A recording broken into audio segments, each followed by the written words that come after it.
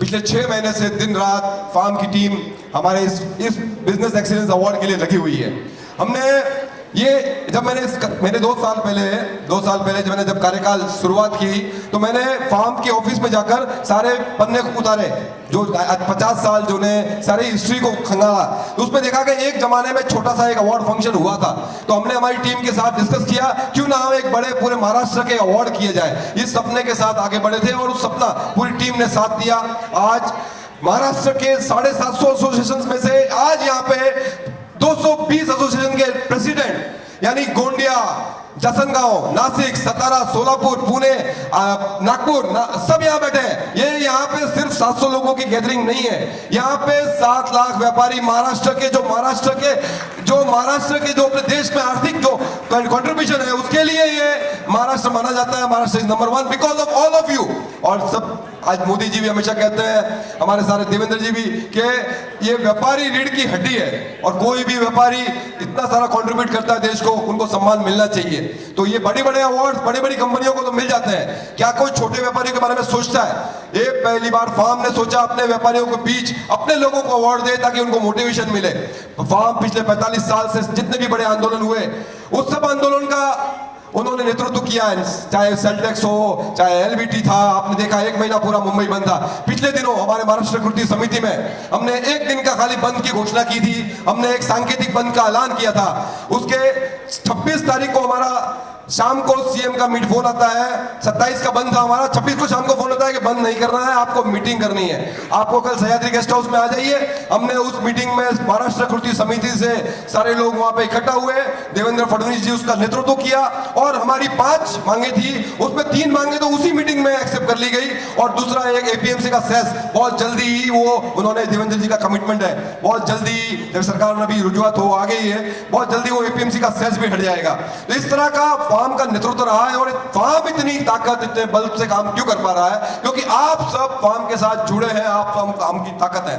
आज जिस तरह का बल मुझे मिला है, जिस तरह का सपोर्ट मिला है नेशनल ट्रेड वेलफेयर बोर्ड, आज ये मोदी जी के विजन के थ्रू बहुत सालों से व्यापारियों की मांग थी कि दिल्ली में पहुंचे कैसे, आवाज कैसे जाए। आज सुनील सिंह जी हमारे बीच हैं जो हमारे व्यापारी की आवाज है। नेशनल ट्रेड वेलफेयर बोर्ड बनाया है, मुझे महाराष्ट्र से रिप्रेजेंट करने का मौका मिला है। मैं महाराष्ट्र को रिप्रेजेंट करता हूं, हर छोटी से इशू वहां लेके जाते हैं। उस मीटिंग में 9 मिनिस्ट्री के सेक्रेटरीज बैठते हैं। कभी पॉसिबल नहीं एक ही केबिन में बैठ के 9 मिनिस्टर्स के सेक्रेटरीज को मिल सके आप, चाहे वो फाइनेंस हो, रेवेन्यू हो, लॉ हो, हर कोई मिनिस्टर जो अपने बिजनेस से लगता है वो सेक्रेटरी वहां बैठा रहता है। और सुनील जी इतने प्रिसीजन से उनसे पूछते हैं कि भाई ये व्यापारियों के इश्यूज हैं, उस पर आपने क्या एक्शन लिया, मिनट्स बनती है उसकी। और अगले मीटिंग में वो एक 1 to 1 पूछते हैं कि इस यूनिटी का क्या हुआ, ये आपसे होगा नहीं होगा, किससे मिलना पड़ेगा और आगे जाके क्या होगा। इस तरह का एकदम सरलीकरण हो गया है। ये सरलीकरण होने से व्यापारी आज दिल्ली में हर 2 महीने में हमारी मीटिंग होती है नेशनल ट्रेड वेलफेयर बोर्ड की। और सुनील जी हमेशा कहते हैं यार तू तो व्यापारी का,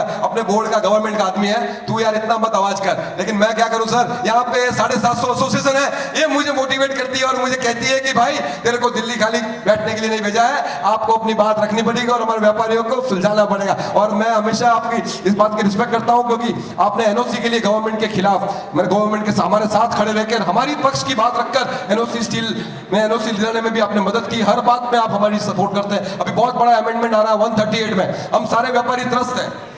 केस 1 चेक रिटर्न होते हैं, विलंबित केस होते हैं। सुनील जी ने मीटिंग की डायरेक्ट लॉ मिनिस्टर से और बहुत जल्दी आपको ये आ जाएगा घोषणा की, उसमें बहुत सारे बहुत ही मजबूत बन रहा है 138 सेक्शन।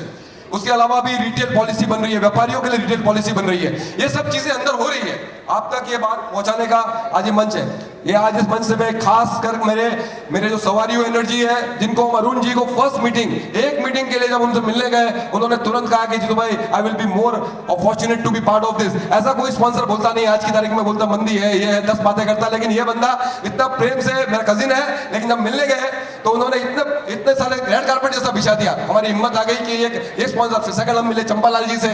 चंपालाल जी तो जिस तरह के बंदे हैं वो इतने दिल खुश आदमी है। 1 मिनट में उसी मीटिंग में मैं और नरसिंह जी गए थे, हाँ बोल दिया एसकेएम चिराग भाई एक फोन, क्या ये क्या हो रहा है? ये फोन से, मेरे फोन से नहीं हो रहा है, ये फार्म की ताकत से हो रहा है, व्यापारियों की ताकत से हो रहा है और ये इतना बड़ा शो हो रहा है क्योंकि आपके कारण ये हो रहा है। Thank you all the sponsors, Zydus, Landmark, each of you, फोर्टन, बालाजी, हर एक आदमी मतलब जो भी यहाँ पे स्पॉन्सर है, और हर आदमी आज सोचो आप हमारे बीच हमारे यूएई के हमारे एम्बेसी के यहाँ से कॉन्सुलेट यहाँ पे जो हाजिर है, अखाड़े सब जीएसटी से हाजिर है, जज साहब ने जिस तरह के ज्यूरी ने काम किया है, मैं इतने बड़े बड़े लोग बीपीटी चेयरमैन जज साहब एमडी सिंघानिया साहब, ये हमारे ज्यूरी पैनल में पैनल देखो यार, रिकब मेहता, फिर निशांत मेहता, अजीत पानीकर, एक आदमी हीरा है। वो हीरा आपके फॉर्म्स पूरे महाराष्ट्र से हमारे पास लगभग 150-200 फॉर्म आए, सबकी स्क्रूटनी हुई और इतने अच्छे से इन्होंने एक पॉइंट, हमने मीटिंग की,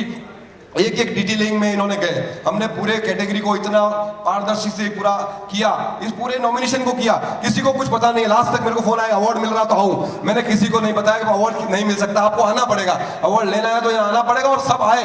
आज जिस तादाद में आप आए, जिस तरह से हमारा हौसला अफजाई की है, ये मैं आपको कहता हूँ कि अवार्ड अब हर बार होगा, हर साल होगा, आप अगले साल के लिए तैयारी करिए। फॉर्म भरने में जज साहब बोलेंगे, आपको बताएंगे कि कितनी मिस्टेक की है आप लोगों ने, बहुत लोगों ने क्या है आधा डिटेल भरा, नहीं दिया, आपको लगा टर्नओवर पे अवार्ड मिल जाएगा, किसी का 500 करोड़ टर्नओवर था लेकिन बाकी कंडीशन कुछ नहीं थे, किसी का 300 करोड़ टर्नओवर था उसको अवार्ड मिल गया क्योंकि उसके सर्टिफिकेट्स थे, उनको अवार्ड्स मिले थे, उनकी मार्केट रेपुटेशन अच्छी थी, उनके 10 पैरामीटर्स पे हमने उसको असेस किया है।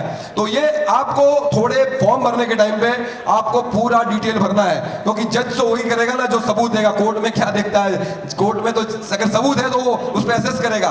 तो आपको अच्छे से फॉर्म भरना है, अगले साल पूरे जोश से अंदर आना है, और आपको जो आज बार मिस किया है ना, आप ऐसा मत सोचिए हमको मिस कर गए, आप इस प्लेटफॉर्म पे आए, फार्म के बिजनेस एक्सीलेंस अवार्ड के लिए आप यहाँ पे पहुंचे नॉमिनेशन होकर, तो आप अपने आप में बड़ी बात है। महाराष्ट्र के 7-8 लाख व्यापारियों में से सिर्फ 100 लोगों को सिलेक्ट करके इस मंच पे बुलाया गया है, 7 लाख व्यापारियों में से 100 लोगों को, आप सोचो आप अपने आप में विनर हो।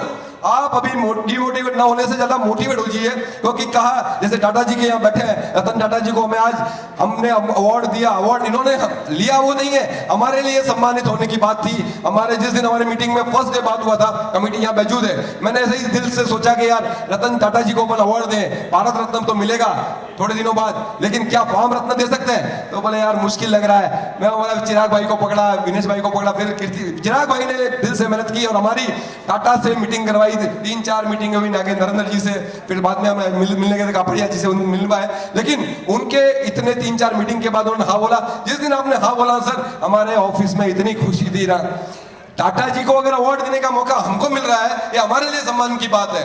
तो थैंक यू वंस अगेन। आज बोल रहा हूं सर सुनील जी क्योंकि क्या होता है 4-5 महीनों की मेहनत है, सारी टीम लगी हुई है,